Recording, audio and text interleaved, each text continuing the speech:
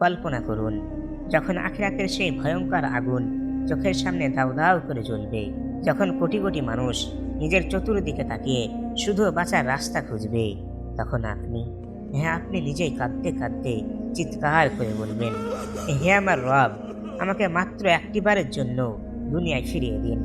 আমি আর কিচ্ছু চাই না মালিক, আমি আর কিচ্ছু চাই না, ধনসম্পদ, ঘর বাড়ি, পরিবার কিচ্ছু না।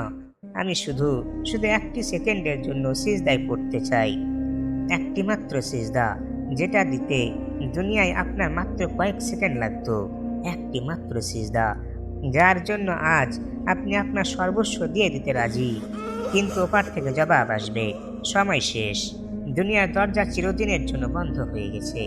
আহ, আজ অলসতার কারণে যে সেজদাকে আমাদের কাছে পাহাড়ের মতো ভারী মনে হয়, একদিন এই একটি সেজদার জন্যই আমরা কোটি কোটি বছর ধরে আর্তনাদ করব।